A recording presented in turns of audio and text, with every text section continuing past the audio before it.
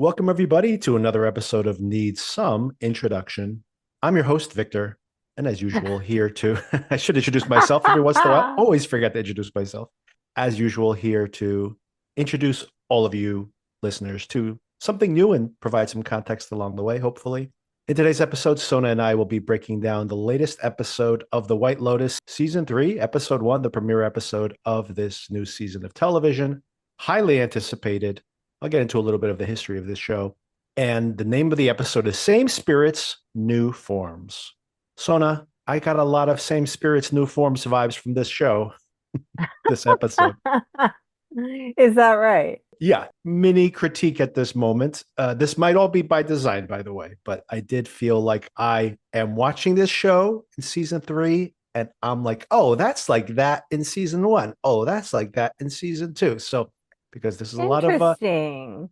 I guess I was so busy trying to get to know everyone and keep track of everyone that maybe I didn't get to that level with it because I did not have that feeling. a couple of things to touch on before we get going, since maybe some listeners are coming back to just this coverage. We are covering Paradise, very popular, by the way, on the podcast. It's gotten more and more popular every week, which indicates to me, Fantastic. as usual, that this is one of those shows that grew over time. This is kind of what's happened to us, honestly, with all of these shows we've had. I'll talk about the White Lotus in just a moment, but for example, Severance, and even our very first hit, if you want to call it that, here on the podcast, Sona, when we were discussing Mayor of Easttown and unexpectedly the popularity of that show. And you can really see it happening like week over week that, something is happening with the listenership. And of course, also with the popularity of the show. That's happening with Paradise again. Only 3 more episodes. We'll have one coming up just this week and then 2 more. So catch up if you are curious about that show. It's been fun so far. It's a silly show oftentimes, but that's part of the pleasure of watching it, to be honest. And of course, we continue to cover Severance, which is extremely popular. I think the most popular show on television right now, and definitely the most viral. And when that show episode drops, there is immediately memes all over the internet seconds afterwards. So a very buzzy show, to say the least. An acquired Hmm. taste, but I guess that's part of the popularity of a show like that. It requires a certain amount of dedication to get into it. And then, of course, that just leads to obsession. And there are definitely many people who are severely obsessed with that show. I'm somewhat obsessed with the show, but not fully. But there are some people who they could probably start their own Lumen cult if they really wanted to, with the the level of fixation that some people have on the show. And we continue. We're only halfway through the season on that one. A very eventful first 5 episodes. Oh, by the way, thank you to one of the YouTubers out there who mentioned to me that I had labeled the episode 6. I didn't do that to scam people into clicking on the YouTube link. And it didn't What a seem to great do that. idea that would be. It would have been, right? But by the way, it didn't seem to work because after I corrected the title, we got about the same number of listeners before and after. As a matter of fact, we had a huge spike in listeners on YouTube. That was exciting. But thank you for shouting it out. I fixed it on all the feeds because it was wrong on all the feeds, on the podcast feeds as well. So it's all fixed now. I But like your consistency. I have to say, I got confused because I'm literally, filling in the feed as I'm publishing the episodes. And I saw Paradise episode 5, and then I'm just in my head incrementing by one. And I'm like, no, no, no. It's episode 5 for that show. Also, episode 5 for this show. Too many shows we're covering right now. But we'll be down to 2 and then just 1, just a few more weeks. Just stay tuned for all of that. Of course, Sona and I covering that show. A few other things. Email us, of course, needssomeintroduction at gmail.com.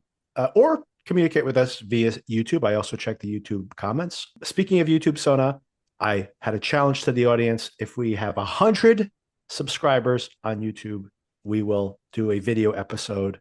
And I announced this last week, and we got to 20 subscribers. And then I mentioned it again in our Severance recap. And now, Sona, we're up to 30. I did tell the listeners we'd keep count of where we are at with that goal. So we did get to 30 just this morning. So I Nice. mentioned it again because maybe the next time we meet, Sona, we'll be at 40. Let's see how the pattern continues. Fingers crossed. I'll start picking out my wardrobe. That's right. Get ready for, we'll have to style ourselves for that, be on our best appearance, hopefully. That's about it. If you would like to support the show in any other way, the easiest way to support us is just recommend us to your friends and family. Are you watching this show with somebody? Encourage that watch together by suggesting they listen to the podcast. You could use that as a point of reference in discussing these shows. I oftentimes hear from people in the actual wild, people who are friends or friends of friends who actually do listen to the podcast, that they all basically say, and I think this is how I use podcasts myself, to be honest. They're like, well, my friends aren't watching this show, so I listen to your show. I feel like I have somebody else I'm watching the show with. Ah, And I think that is the goal to a large extent of what this show is about. So I do hope that you enjoy our content, and I do hope it helps you enjoy the shows we're covering. And of course, just kicking off this season of The White Lotus. A few questions to you, Sona. I don't want to do a beat by beat breakdown of this plot, okay. considering the structure of the episode. So maybe I'll talk about the groups of characters and tell me your level of interest in each one of these subsets. But before we get to even that, first things first, the theme song. I have to say, I am not skipping this theme song in any of the upcoming watches. This is my favorite version of this It's crazy my theme song. favorite version too. I agree. In fact, I never really understood the affection for the prior versions. I found them mildly disturbing. Maybe that was part of the appeal. But this one I really could get into. Yeah, I love the tone setting. I literally just listened to it right now, right before we started, when I was scrubbing through the episode, and I rewound the musical sequence. I have to find out if they have this as an extended mix on Spotify or something. I will probably listen to it multiple times today. I I've love it. I always love liked the idea of you at home jamming out to just the jamming to this. And White that's the thing I Lotus like about it theme is that song. I have actually liked all of these theme songs. But like you mentioned, especially for season one, you really can't get down to the song. It's like there are some dark tones in there as it Yeah. progresses. But I love just the sound design of it. But this one has all of that, and it like turns into a total jam at the end. But it has this like ethereal sound, like it's which I think a theme here of spiritual questing that's going to develop over the course of this season, and it's in the music as well. Like it goes from that moody beginning to that total jam about three-quarters of the way through, and then it ends on this tone of like enlightenment or like the sound just opening up. And I was like, wow, this is great. They've really Yeah. upped every production element of this show. I agree. They've really got something with this one. And speaking of that, another compliment I want to make. First season of White Lotus, and maybe I'll get into the history of it a little bit. Sona, by the way, in the history of this podcast, a huge miscalculation I made. We wrapped up The Mayor of Easttown, which had been one of HBO's most popular shows of all times, and our podcast had just launched within a month earlier or 2 months earlier when that show came out. Yeah. And we got a lot of listeners. And immediately, 1 week after Mayor of Easttown ended, they debuted The White Lotus. And I was like, we should do The White Lotus, right? Because it's the next big HBO show. And the premiere ratings after Mayor of Easttown had wrapped up with, I think, the biggest ratings ever for any HBO drama, first season of HBO drama. They premiered 1 week later, The White Lotus, and it had 1/4 of a million viewers. So, no, 1/4 of a million viewers. And I was like, oh man, we dodged a bullet. No one's watching that crap. But boy, was I wrong. By the end of season one, that show had become a huge hit. And in between seasons grew even more. And then season two of The White Lotus was a phenomena. I think they have averaged around 17 million viewers for that show. And that was while it was on the air. So I'm sure it's grown since then. So all that is to say that they have quite a successful formula on their hands. But Sona, if we had done that, if we had ridden the wave of that show going from nothing to becoming a huge word of mouth success, our podcast would probably be at least twice as big as it is right now, at least probably more. Well, hindsight is 2020, Of first of course. all. And I think we did discuss the first season of it at some We point did after on the the fact. Mhm. podcast. I didn't love that first I season know the you way didn't. Yeah. many did, you know? So I'm not sure. People might have been like, why does this lady keep talking about how much she hates this show? But maybe you would have liked it more if we were talking our way through it.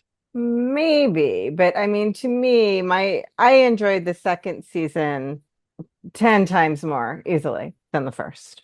I completely agree, by the way. Season two of The White Lotus is way better than season one. Yeah.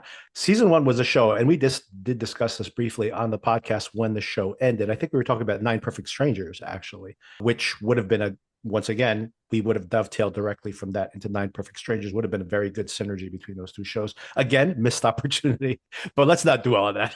Regardless, that's all on me, by the way. I'm not putting that on you at all. We never even discussed covering that show at the time. It was just something in the back of my mind. We did discuss it at wrap up, and I felt the same way to an extent as you did, where I did reluctantly end up liking that show and actually liked it more the more distance I had from it. When I was watching it week to week, I felt it was so smug in its opinion of its characters. Very shallow. I felt there was Yes, not enough examination of things. right. I felt like it was judging these cartoonish characters and not, like you said, not humanizing them enough.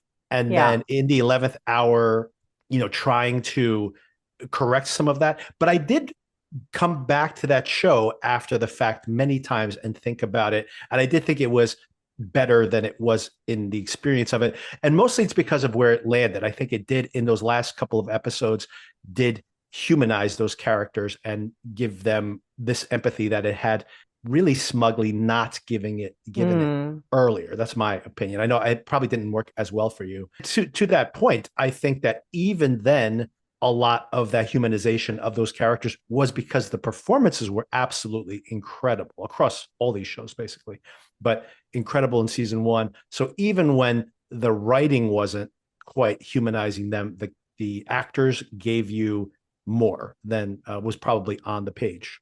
Yeah, a lot of great acting in that first season. I can't deny that. With season two, the immediate, like with episode one, the immediate hook of that show, not only in the fact that it was a little more playful, it wasn't as cynical in its view of its characters. And this is something that I'm not sure they're going to be able to pull off with this season of the show so far. It's still early, but the chemistry of that cast, like I loved every character in that show. Hmm. I loved all the actors and all the performances of the three generations of the Italian men traveling together. I loved this toxic friend dynamic of these two couples that were traveling together. The I best. loved the girls who worked at the hotel and Hmm. the singer and her friend, like the prostitute. I Yeah. loved those girls. They were incredible. So I loved everybody in that show, like immediately. And I haven't gotten that love for these characters out of the gate here with episode one. Okay, I think I'm further ahead on that than you are. Okay. Oh, but I do want to say one more complimentary thing there before we get into some of this breakdown. In season one, they shot it during COVID. It was shot very quickly. Mike White wrote all the scripts and directed all the episodes. He did it all himself. He lives out in Hawaii. So HBO called him up and says, "Hey, is there anything you could come up with that we can shoot socially distanced?" He goes, "Hey, I've already lived down here in Hawaii. Hawaii doesn't have all these as many COVID protocols at the time because their COVID numbers were incredibly low. Bring everybody here in my own backyard and we'll shoot everything here." And he shot and he wrote all these episodes, 6 episodes. And by the way, 6 episodes for season one because of spoiler alert, something happens there. Not too surprising given the pattern of the show. But if you haven't seen season one, the 1 week vacation gets cut short. So it only is 6 days. Season two, the full 7 days. And now season three is 8 days. So it's Hmm. gotten progressively longer. I don't know if that's going to be good for the show or not. But I do think that the 7 days was good for the show in season two. I agree. As I mentioned, this is all written really quickly, shot very quickly, and very much thinking about COVID protocols. Even though they're in this beautiful, like you could see these beautiful Hawaiian vistas, we never explore them because all the shooting was done on a very small scale, really like within a resort.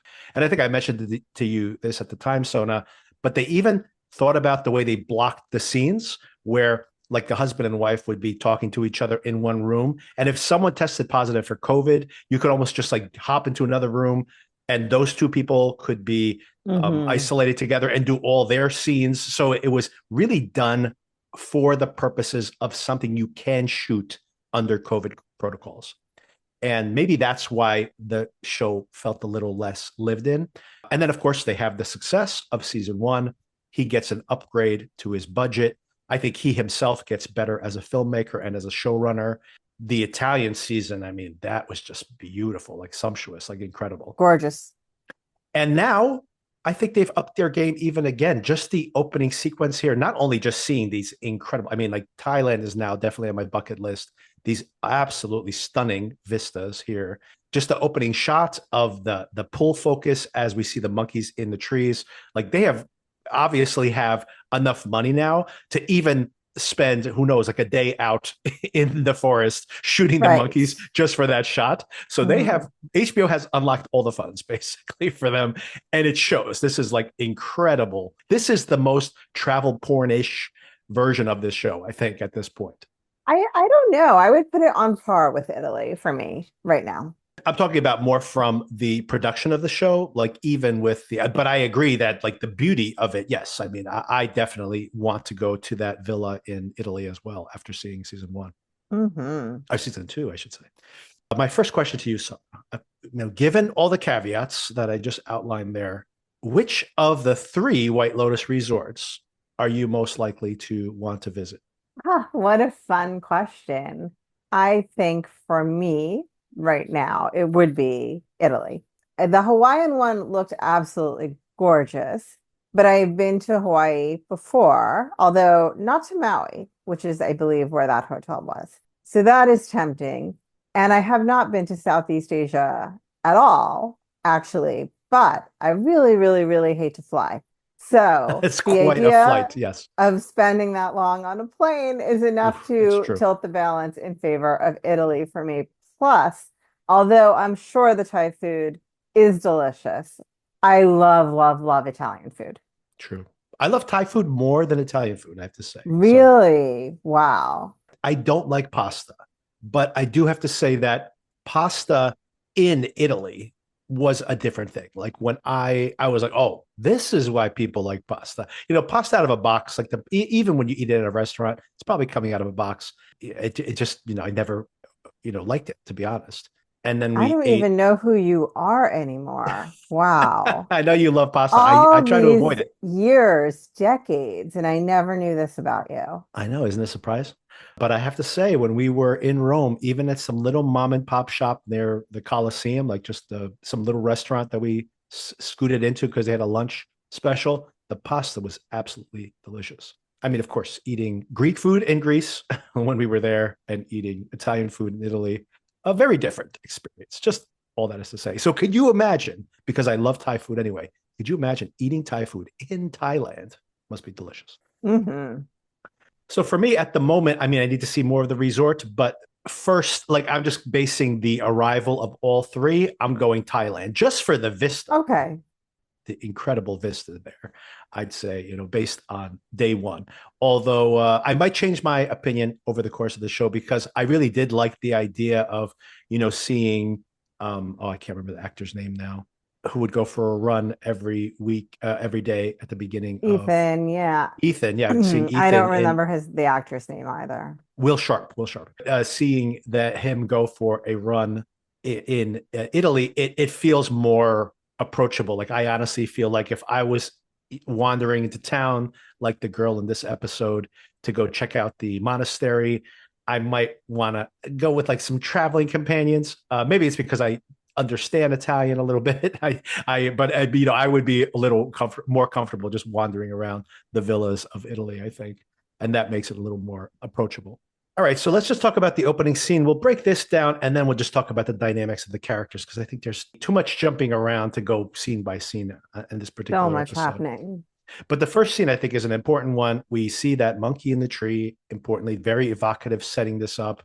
We see this young man is having a meditation session with what do you call? You've been to spas before. I know you enjoy very much going to spas. If you have a meditation leader, what is that person called?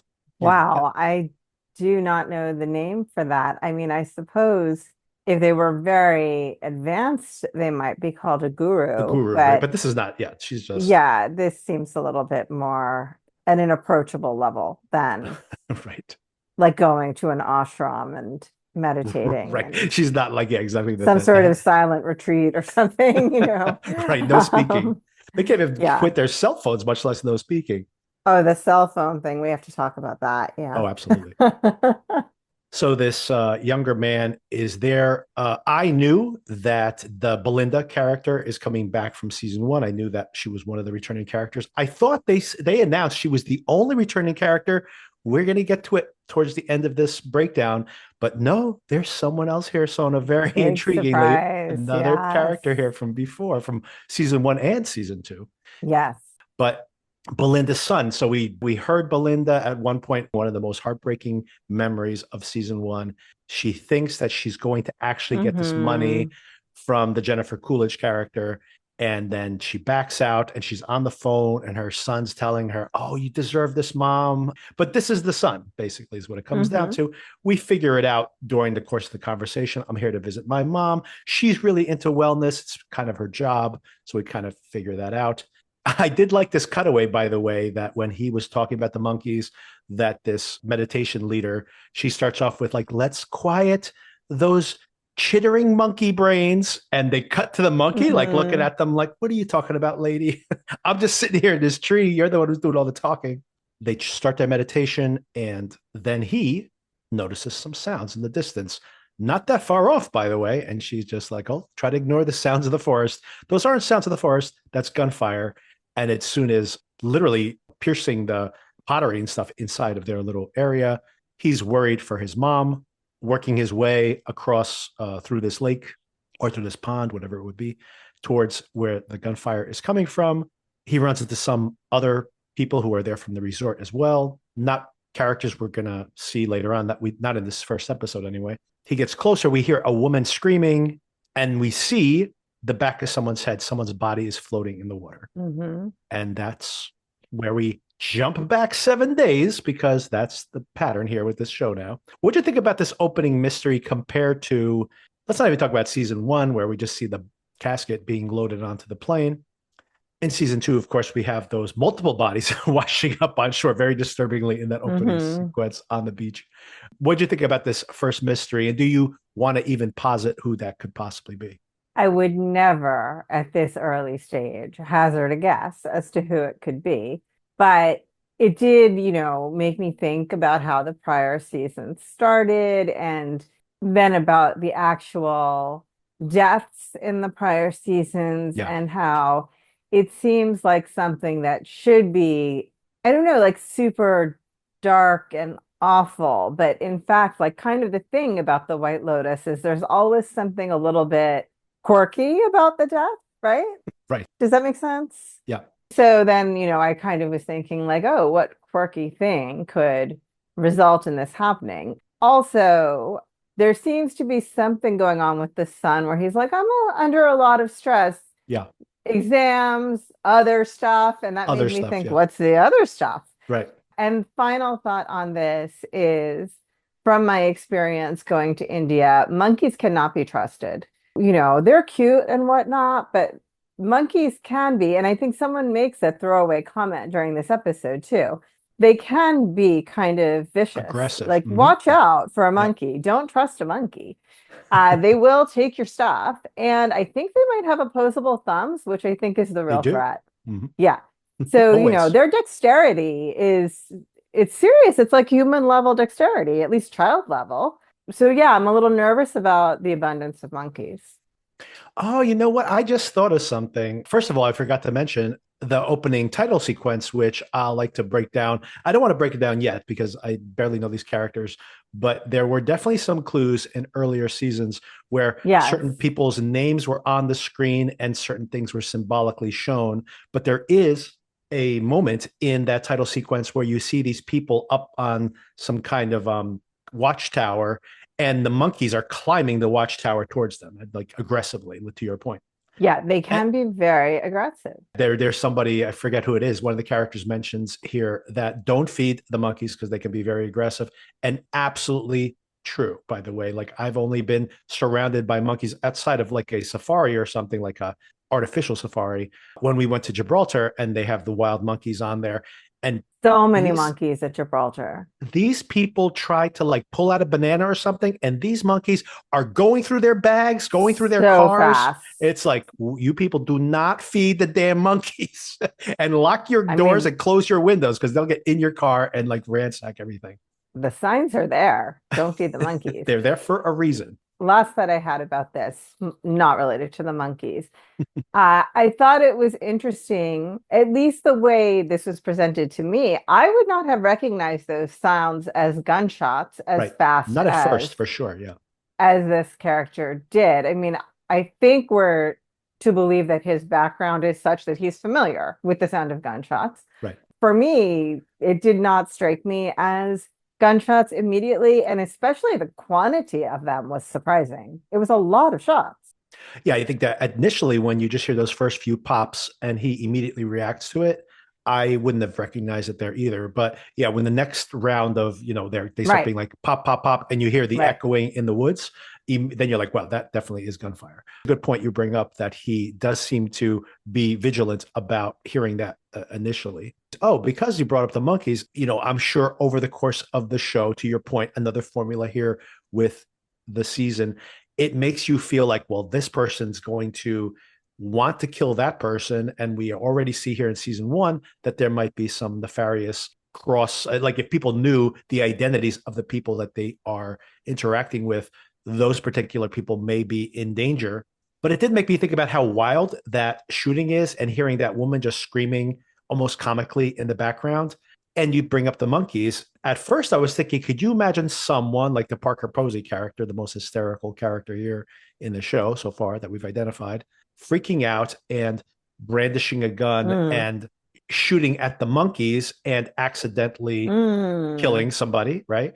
mm-hmm, But then, as you were describing monkeys and their opposable thumbs, etc., mm-hmm. I'm like, I think about, a monkey is reaching for the bananas in my purse. If there's some characters carrying a gun around with her, pulls out a gun, and the safety's off and just starts squeezing off rounds. And that could be why we're seeing this completely wild gunfire here as well. So Would a maybe the monkeys are the monkey, clue to all this.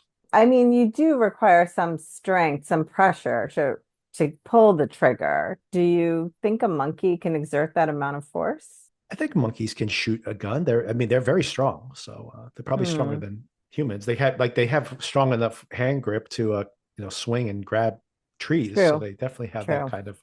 Now, do they have the manual dexterity? I would assume so. They can't be that complicated. I mean, if a child can pull a trigger on a gun, so can true. a monkey. Okay, working theory. The monkeys did it. Monkeys did it exactly. But did they have an agenda? Are they organizing? It's hard Is to. it an organization? Yes. Is this a prequel to one of those Planet of the Apes Premeditated. movies? We'll have to see what their intentions are. The monkeys finally hit their limit of American tourists. They're like, we are sick of these damn tourists. And we jump back, as I said, 1 week before, which is again a formula here at the show. We see some beautiful shots of the boat approaching. The boat itself Mhm. is beautiful. The Yes, water is beautiful. This is just this is like a commercial for Thailand, I'm sure. I wouldn't be surprised at some point if these places become incredibly popular tourist destinations and start vying with HBO to be like, hey, shoot where we are. We'll give you for some extra sure. perks because it'll probably be great for our travel industry. Made in Thailand is playing on the soundtrack, a recognizable Thailand song. It's been used in a lot of these shows set in this area or movies as well. And everybody arrives at the resort, the usual type of shtick. I'm actually going to leave the family, the biggest group, for last. And let's kind of, because some of these dynamics are a little easier to explore before we spend some Yeah. time with that family. So, first of all, I'm going to start off with these three ladies. They're approaching middle age. Michelle Monaghan looking absolutely beautiful. And we just saw her in A Bad Monkey. I think she was even more stunning in that, to be honest. And I think it's Hmm. a little bit intentional. She seems a little overdone here, but I think that is intentionally the character she's playing as well. She seems to be someone who's become famous later in life, like in Hmm. middle age, probably like a working actress that is suddenly on TV and is famous. People recognize her unprompted. And her friend Leslie Bibb, who's also one of those, been in so many things. We've seen her in, one episode of 1,000 different shows. I can't even place where I've seen her, but I've seen her in everything. And she also, these are childhood friends that are reconnecting in their middle life. And she seems to also have just hit her version of the jackpot here later in life. She's marrying someone who is very wealthy, apparently. Also, someone who gives money to charities, and now apparently she's running that aspect of the business, and she seems to take some pride in it. And then we have Carrie Coon as well, who feels like the outsider. And Mm-hmm. it's very telling that at one point where they're talking about, like, we've been so lucky to her character's name is Laurie, by the way. Michelle Monaghan's character is Jacqueline, and Leslie Bibb's character is Kate. The Laurie character, Carrie Coon, when they're complimenting her, they're like, "Oh, I've seen the pictures of your daughter. She's grown up. She looks so beautiful." So she very much seems like she's just been a mom. What'd you think of the dynamic of these three ladies? I love this. I'm curious about them. I want to know more. Someone had told me once when I was in law school, I was very good friends with my roommates who, incidentally, were not law students, but they were social workers. And so they learned a lot about, psychology and things like that. And one of them had mentioned to me, the three of us are such good friends, but three is actually a very dangerous number for friendships or even in like a sibling structure, because it's so easy for two to bond together and turn against the third one. Right. And so There's I always a had competition. that, yeah, I had that in my mind while I was watching them. But, the dynamic of three is very dangerous. And, I like this idea of like these ladies who lunch type women and what darker dynamics they could have between them and darker history they may have. And I want to know more, and I hope there is more. I hope it's not just what we've seen this first episode. Yeah, if I'm going to make a criticism of the show in general, this is only episode one, of course, and HBO goes week to week, no matter what. I really need a second episode of the show to get a real feel for these characters. There's so much setting up of the Yeah, characters here, so much. very much just using, like you mentioned, these almost sketches of the dynamics between these characters. I didn't think about this until you just brought up the dynamic of three, which is very telling, by the way. I'm in a situation right now where my daughter has two best friends, and their Hmm. dynamic is so different depending on whether it's the three of them or whether it's the two of them. And as Hmm. you mentioned, my daughter oftentimes just wants to hang out with one of them at a time. And then that dynamic is very different than when they're in a group of three. And then they can also be a little bit of like bad mouthing and backstabby when Yep. they are one on one versus the other, right? So, and like you Yep. said, that dynamic shift is constantly happening.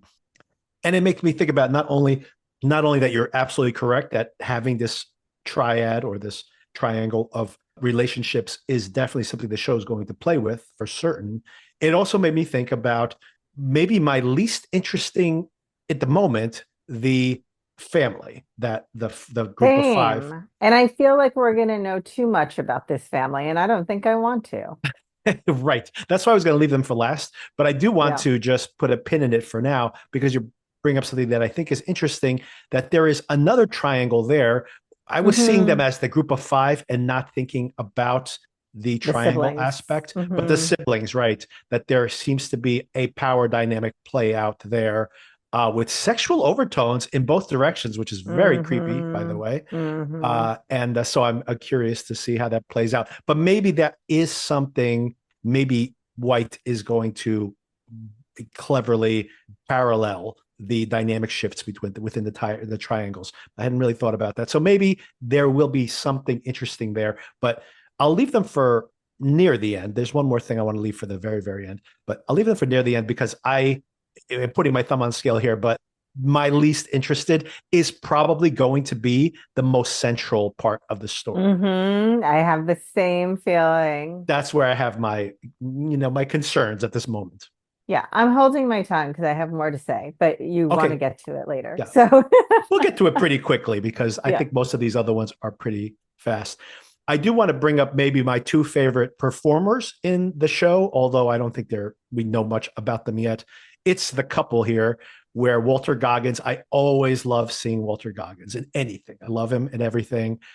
They haven't used him much. He's just doing kind of his thing here so far, playing this character called Rick Hatchett. And we'll find out more about what his allegiances are. And then his girlfriend, I think this is a girlfriend. I'm not sure what the Yeah, I relationship love is. these guys too. I'm with Yeah. you. I love And I them. especially Yes. love Amy Lou Wood is the actress, and the character's name is Chelsea. She's from a show, Sex Education, on Netflix, which I've never watched, but everybody says she's great on there. And I just loved her energy here so much that I I want to agree. sample that show now just to see more of her. And I have a big question mark. First is, do these people really know each other? Because she is acting like, oh, that is so you. And then at the same time, I feel like they've probably only been together for like a month.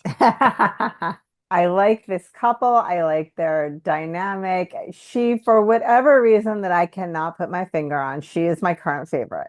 Yes, I love her too. So, Yes. yeah, she just was so likable in this episode. Everything about it. I'm excited, but I will say, and maybe I'm jumping the gun again here, watching him put me in mind of that character that reappears. Yes. He had that Mhm. kind of Yep. same dark energy to him, to me, in my mind, that that character has. And then I started thinking, like, oh, I wonder if those two know each other. This Right. is before I even knew about the character reappearing, because they just seemed like the same type of Yeah. guy Mhm. for whatever reason, like, grouchy with their significant other and having some other plan going on that they're not sharing, right? Because he's asking about the one of the owner's spouses and why he's not at the hotel and seems very agitated and Mhm. reminded me a lot of the season one version of that character who reoccurs. Yes. Two things there is that, especially with season two, it maybe was there with season one also, and I didn't pick up on that as much because I probably didn't analyze it. I mean, obviously we didn't cover it here on the podcast, so I wasn't doing this kind of weekly minutia, sifting through the Hmm. themes of the show. But definitely something we saw in season two was a lot of mirroring even within an episode, seeing like a power shift happen, for example, and it'll happen in two different groups at the same time. So there's a lot of mirroring of characters there. In the painting sequence we see in the opening of this, there's a bird looking at its own reflection in the water, something that I think we've Hmm. seen in every single one of these opening sequences. So a lot of this like Interesting. intentional mirroring between characters. So I think you're absolutely correct. And not only is there this somewhat obvious connection between the dynamic between those two, the girls in those two dynamics Hmm. actually end up hanging out together by the end of the episode, right? With another great scene here in the show. Yes.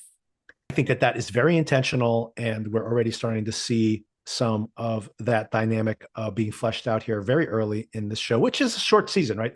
Mike White is pretty quick with the way he develops these character interactions. For sure, there's another interesting dynamic. I feel like this show did a lot of setting up, very little paying off, but that's Yes. why I really needed a second episode to get a real Yeah. feel. You brought it up. Interestingly, of course, he is there primarily not to enjoy the resort at all.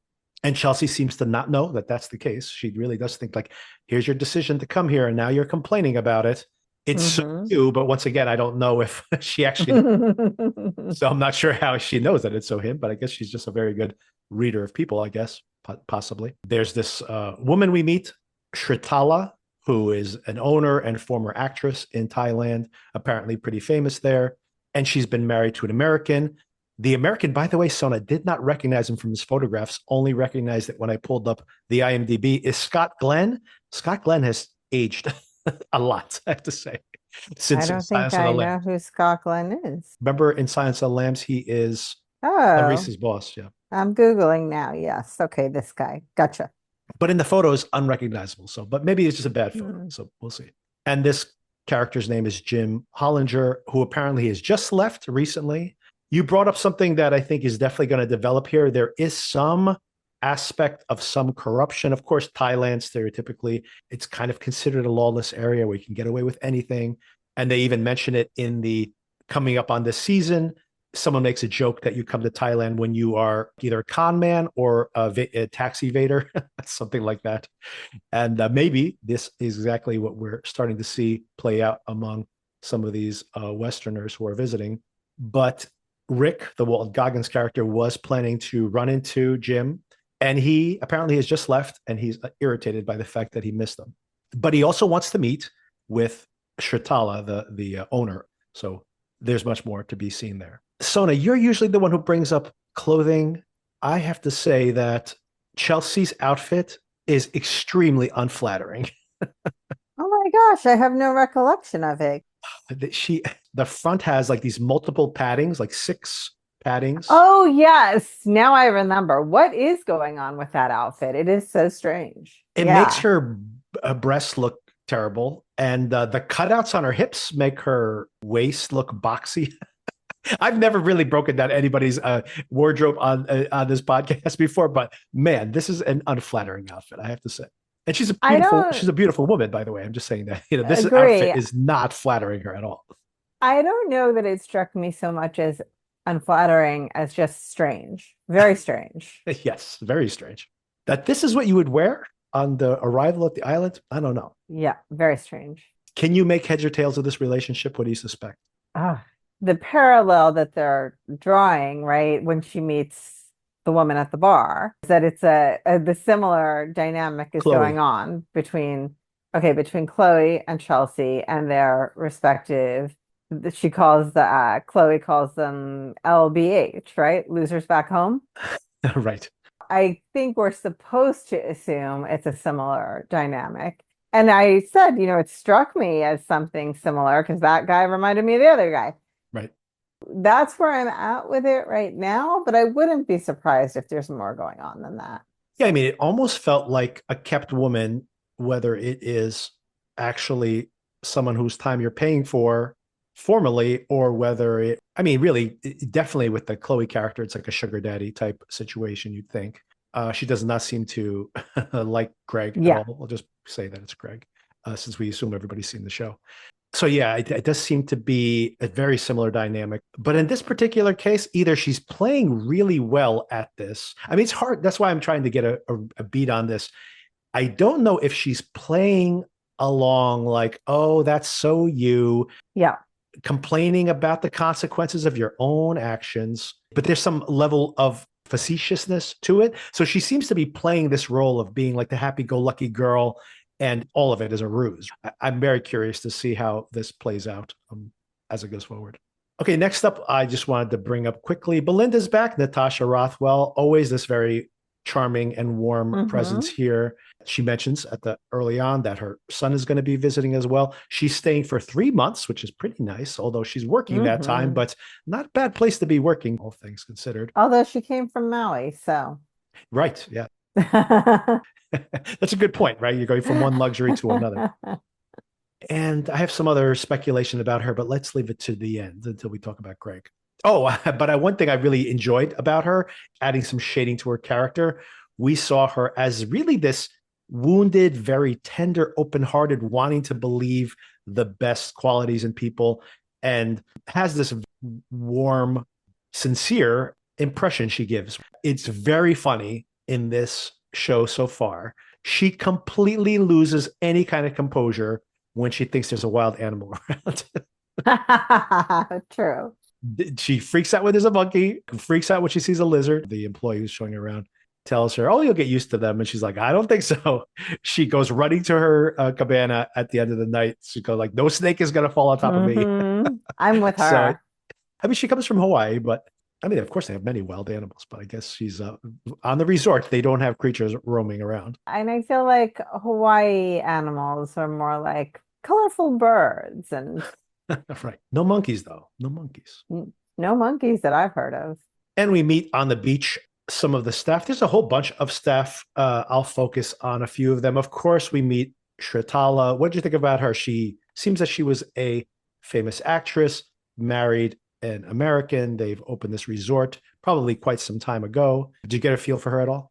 I didn't, which at least based on this first episode makes me think she's just kind of a means to an end as far as being a channel for the husband, Right. who is going to be the real point of this plot. Yeah, there's a lot of characters here. Some of them I don't even want to shout out because I don't think they're going to develop much over the course of the show, unfortunately, as you would expect with these type of things. I mean, you have to have these secondary characters. Next up, I wanted to bring up Fabian. This is the head of staff. This is usually a very juicy role in this show. Still very early. I have no real impression of this person at all. However, this is Christian Friedel, the German actor who was the star of Zone of Interest just a year ago, one of the best movies of that year, that Holocaust film based on historical events. So this is definitely going to be a big part, and you're getting somebody who Hmm. is just making a name for himself. I got very little of anything from him so far. Agree. As far as hotel staff, we were much more centered on Mook and Mook, her yes. friend. Yes. And then, of course, we have some of these, some attractive people here who, Valentine, for example, is, I don't know if you actually saw that little segment afterwards, which is like this season on the White Lotus, but I the did. Cougars are going to pounce Yes. on him at some point. So basically, set up right at the start. Once again, we know nothing about this character, but I completely agree. The character out of this group of staff we are going to focus on the most is going to be Mook and her relationship, Hmm. kind of a Hmm. toxic flirtation she has with this Guy Talk character who appears to be just a policeman in town, right? It wasn't clear to me who he is, honestly. I kind of thought he worked at the hotel. He doesn't? I don't think because he's making fun of the security guards. I think he's just one of the. But you know what? No, you might be right. That might be private security, and he might be Those were security. bodyguards. They Right, specifically said bodyguards. right. You might be right though, because when he's talking about the adventures he's had on the job, he mentions he saved some American from drowning, and that person Right, still right, writes to him. right. I thought it because we don't see him on the grounds. He always seems to be running into her outside of the grounds, but maybe it's still part of the security for the resort. It just extends into the town around the resort, which makes sense as well. Hmm. Also makes sense that they are constantly running into each other as they walk in and out. So he seems to be stationed near the resort at all times. Like you mentioned, we really don't know much about anybody here, but they spend a lot of time, at least 3 or 4 scenes in just this one episode in the interactions between Mook and Gaitak. And what did you think about her character, Mook? She's likable, and I do think we're going to learn more about her. I mean, right now she strikes me as kind of the principal hotel employee who we're going to learn more about, and she's going to have more of her own plot. I liked her enough. What did you think? I mean, I don't know enough about her yet. I actually found her interactions with this security guard to be pretty negative, considering Yeah, she's comparing him constantly to yeah, these other guys and forcing him to feel inferior and feel bad about his status. But yeah. we know always with a smile on their face and always very thankful of all the help she's given. And by the way, in that kind of scenes from the season featurette that comes on afterwards, their dinner conversations seem to be very, negative as well. So I think that seems to be the character she's playing. I don't know. Like it's a little early to tell. I do hope that they give her more motivation than that, just being like a femme fatale. Fair. So one more staff member. I'm sure we'll spend a lot more time with her. We didn't spend that much time with her here in this episode, but I do want to shout her out for a couple of reasons. One, it's this Australian actress, Morgana O'Reilly, who starred in this really hilarious horror comedy from Australia called Housebound, which I've recommended on the podcast before. The director of that film is now directing the Megan film, so he's made it to the big times. But that first film is really hilarious, and she's great in it as this total screw up teenager is housebound. She's like basically under house arrest in a house that is haunted, so she can't leave the house. So all those jokes of like, well, why doesn't she just leave the house? She's trapped in her house with her mother, and she can't leave because she's under house arrest. So it's a very entertaining film. Anyway, so here she is 10 years later now on the White Lotus. I'm sure we'll know more about her, but here she mostly has to suffer this really insufferable family, and we'll use this as a segue to talk about the Ratliffs. I mean, I loved her because she just went into it with like, this is the company line and I'm here to sell it to you. Right. This is the point of you being here, right? So let me try and articulate this in a way that will come across for you. And by the end, I felt like she just reached resignation, of just fine, do what you're going to do. Just don't bring your phones to the common areas, please. Which, of course, Um, they can't even do that. right. But what do you think about the family itself? I had the most trouble with this. I felt it was a little too repetitive to the other seasons of the show, and also a little too stereotypical. Everything's stereotypical in the show, I think. Too much stereotypical, too little freshness to it, in my opinion. Yeah, I know this is the question you initially asked me, and I just decided not to answer it. Was there a family on the Italy season? I mean, Michael Imperioli's character, that were a Right. family, but a different kind of family. Was there a family like this? I'm not recalling it. I'm thinking of season one of The White Sure. Lotus, Yes. and I'm Yeah, thinking there of, for sure. yeah, in season two, I agree. I think that was good for the show. That would have been very repetitive if they had that same dynamic over and over again. This show Yeah. in general at this moment makes me think more of season one. I get what you're saying. I don't want to say I like this family better because I'm not sure I like either of these families. Right. And I do, as I already mentioned, this is the group I'm least interested in. Right. And I'm concerned because I feel like I'm supposed to be most interested in them. And I feel like I'm just going to learn a lot against my will about this family. Right. I have those negative feelings that, are somewhat what you're saying.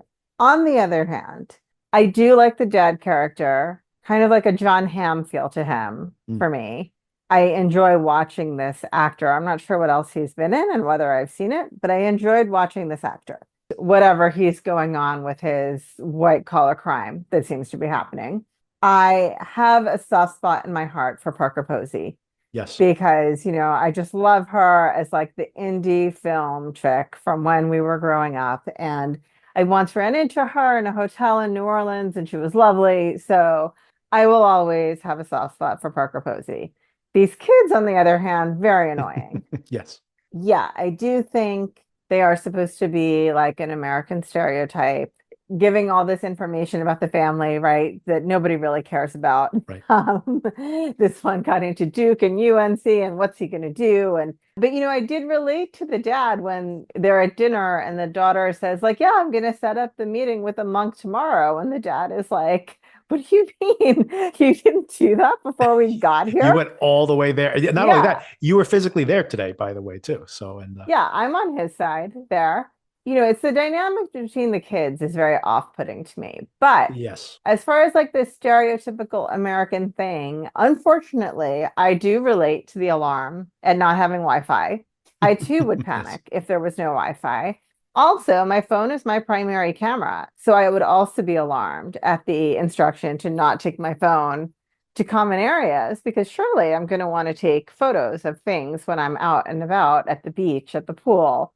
So this was an exaggerated version of that, but I could relate to the alarm at that. And then I'm also wondering, have they all decided to just like, there's no Wi-Fi? Are they all on roaming? Because this cell phone bill is going to be crazy. Good point. What were your thoughts? And let's not even talk about the sexual issues here first. We might have to by the end. All of this, the dynamic here, this is where I'm bumping up against the show right now. But first of all, Jason Isaacs, which I agree in general, like him a lot in shows. He's playing the father, Timothy. I've seen him. He's been in 100 shows, but another one of those guys who never had like a show that ran for 10 years. He had like a bunch of shows that ran for like 1 year each. He's a British actor and he has this crazy American, Southern accent, as does Parker Posey, who in general, huge fan. I loved seeing her in Mrs. and Mrs. Smith, Mr. and Mrs. Smith past year. Hmm. And, she's been kind of gone for a little while. So I was kind of glad to see her back. Very excited to see her here. Again, it's like so over the top. And you see her in the behind the scenes. That is not her persona when she's doing these interviews to the camera. Maybe they want someone way over the top to make up for the lack of Jennifer Coolidge, of course.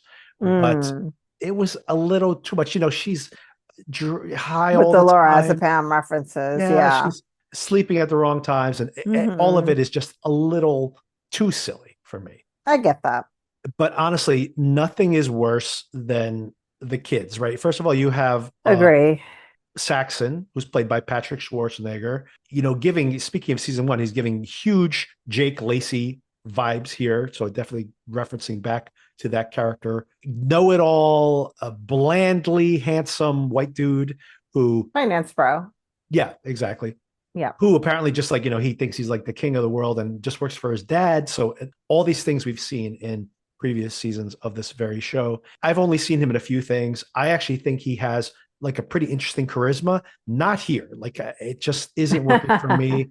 at all in this show. And maybe that's intentional, right? Because this is all we will assume over the course of the show to be all pretense, right? Maybe that's intentional, but it's so much putting the thumb on a scale of making him so utterly unlikable early on. There's no place to go for the character in some ways for me. And maybe I'm wrong. It just was off putting, but not in a good way. Not like, oh, I can't wait for that guy to get his comeuppance. I'm just like, I don't want to see this guy on screen. I just don't want to deal with him right now. And then, of course, we have the younger siblings, Piper, who maybe we're supposed to be sympathetic to her because she's within this family that is like so confident of themselves. And she's like a searcher and she wants to be a Buddhist. It seems to be that she's like going to actually have that conversation with her family in the next episode based on those scenes. And they're going to freak out about it. That's not that compelling for me as far as character Agree. goes. And she is just so wishy-washy. Like her dad's probably right about her. If you're so committed to this, then why aren't you doing anything about it even now? I mean, she goes to the temple and she doesn't even go in. Doesn't even go in. Exactly. Like what you waiting for? They're only there for a week. It's Right. so crazy. What if they like, oh, we need 3 or 4 days ahead to make time with the monk? She's could run out of time just because she didn't bother going in there. She didn't bother sending an email a week ago. Exactly. So her dad's right.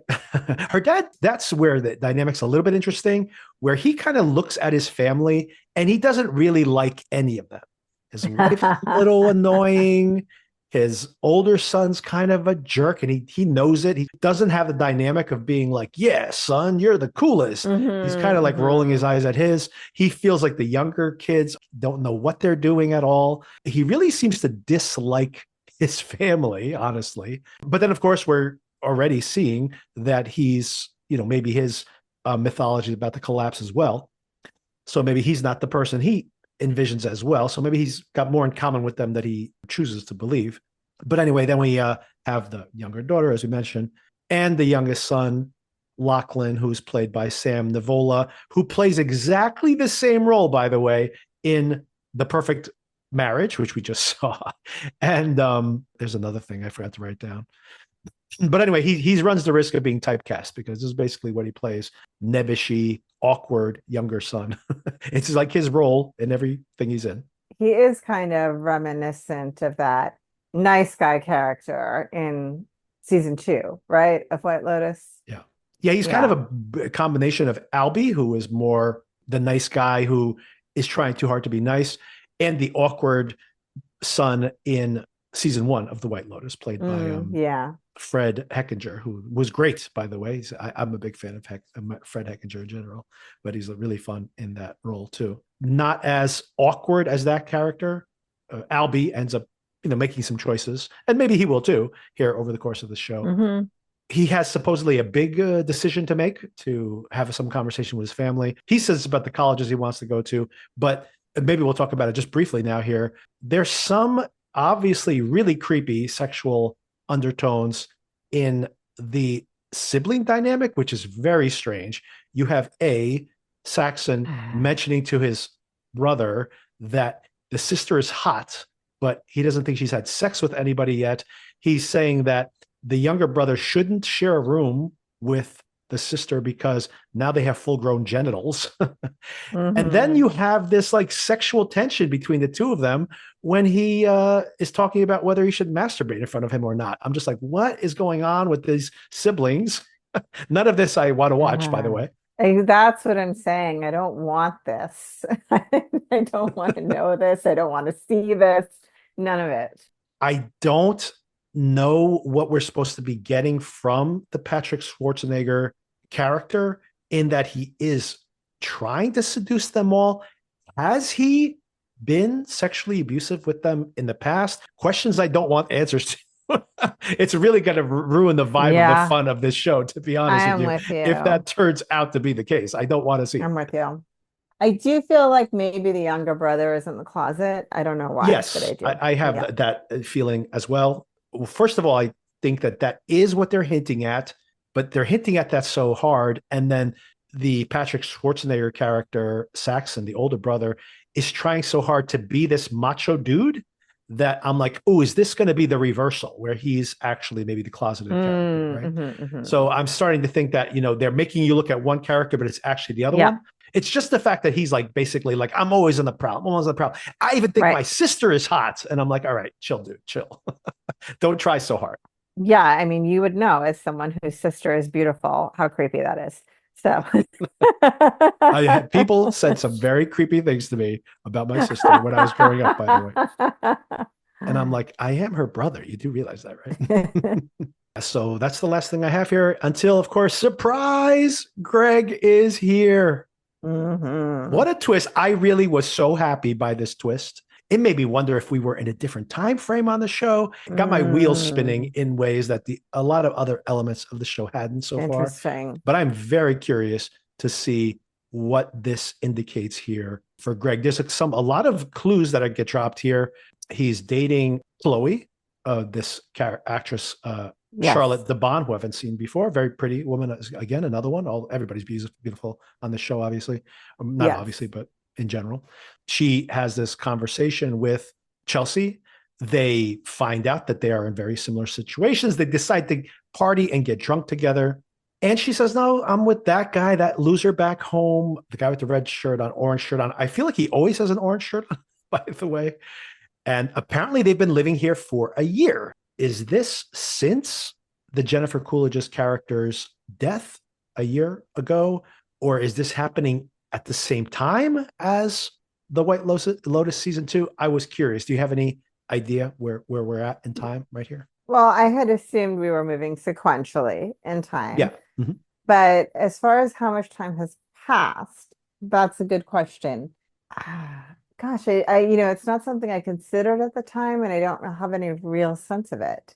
I guess when is college decision season?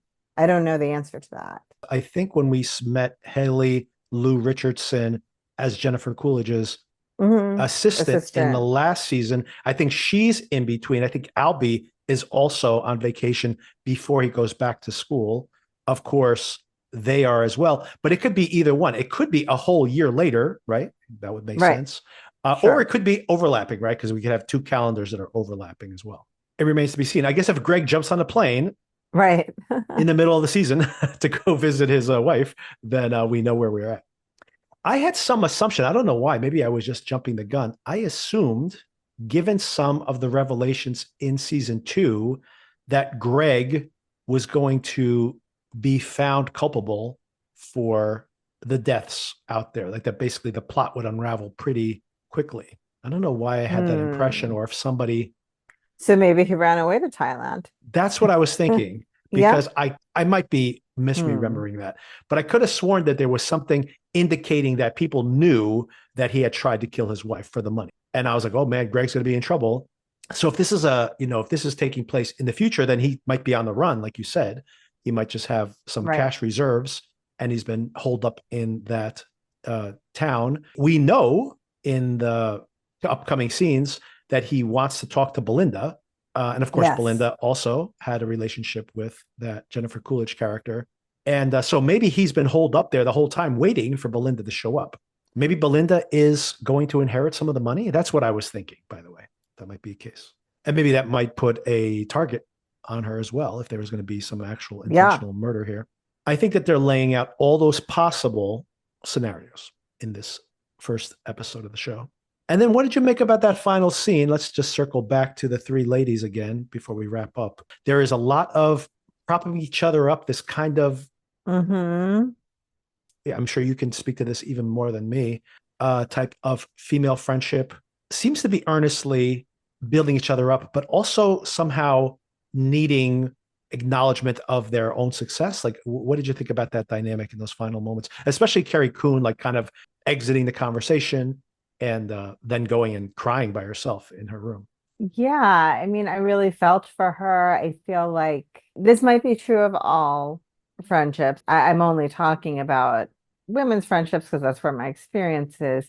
They can be, not always, but can be so layered between the depth of the connection between you, but then also the need for validation and passive aggression that might come from that and needing to feel that you're enough. And sometimes you make yourself feel better by taking someone else down a peg. Just female friendships can be so complicated. And I think that's what we're hopefully going to examine here. That I think these three really do, I hope they really do love each other. But there's just so much other stuff that gets in the way that they end up, maybe saying passive aggressive mean things to each other. And Yeah, I very much wanted to get your opinion of that. I think that is more that toxicity of the comparison. This is my stereotype, by the way, but I think that is much more prevalent among women than that is among men. But it of course, feels men like have it that too. is. Men have, we all have our own insecurities of, if I'd made this decision at a different point in my life, mostly career driven, where would I be here? Where would I be there? The what ifs of, your level of success and how you even qualify success, which I guess, the metrics might be different between men and women, but I think it's the same questions you ask yourself, right? These women in middle life that are saying like, maybe the actress feels like she didn't have a family. So maybe she earnestly does admire the fact that the Carrie Coon character has this relationship with her family, but maybe that family dynamic is more strained as it often happens to be, despite what it might appear itself on the surface. She probably not only sacrificed family, but maybe had a really rough time of like, you can only imagine many actresses, like Carrie Coon, by the way, who don't really achieve success until their middle age. They probably really struggled for 10, 15 years, Mm-hmm, and mm-hmm, everybody looking at them like she's never going to make anything of herself. And now mm-hmm. really basking in this success and people envying them, and then enjoying that fact that people envying them, because for the longest time they were probably seen as misfits, right? Yeah. So I think that dynamic is very interesting. I don't know if they've done enough with it here, but it's only episode 1. So I am way more interested, to Yes. your broader point, delving into that dynamic than I am in finding out who is the sexual predator within the Agree. kids of that family. Agree. And honestly, even knowing what tax evasion tactic he did and why he's running away from the Wall Street Journal reporter, Mm-hmm. I'm like, none of that really, honestly, at this moment, none of that is interesting to me. But we'll all see. It will all develop. And I guess we'll have our preferred elements in the show. I've not seen ahead. I don't get any previews of this. Critics, most of the critics who reviewed the show, and the reviews have been positive, very positive, mention the fact that the family stuff is the strongest part of the show. Maybe Mike White is playing with our expectations in presenting them a certain way, and then maybe the story goes in a very different way. I do hope so. At this moment, not very intrigued by any of that. Same. And that all remains to be seen. Oh, did I ask you that already? Did you want to speculate on who was killed? Maybe it's I too early. would never speculate on who was killed so early. Too early for that. I'm sure there are people that we haven't even met yet that are going to be significant players in the show. Who knows who the murdered person is? And maybe there's even more than one. Who knows? We only saw one body, but there could be more than one. True. There were so many gunshots. Many, many gunshots. Those monkeys do not know how to shoot. Say what you want about monkeys. They are poor marksmen. They are usually poor marksmen. Maybe that's what Greg's been doing, training the monkeys To do for a his dirty year. work. Yeah, it could all backfire. No pun intended on him by the end. So, what'd you think about this episode? Like, how did you grade this episode, and what it makes you think about the season at this point? I liked it. I would say for me, it was equivalent to the premiere of the second season. I have a lot of people that I'm interested in learning more about. And as we talked about, one set of people I would like to know less about. But on balance, there's a lot of people I'm interested in learning more about. And I think there's a lot of potential here. So I'm looking forward to seeing what they do with it.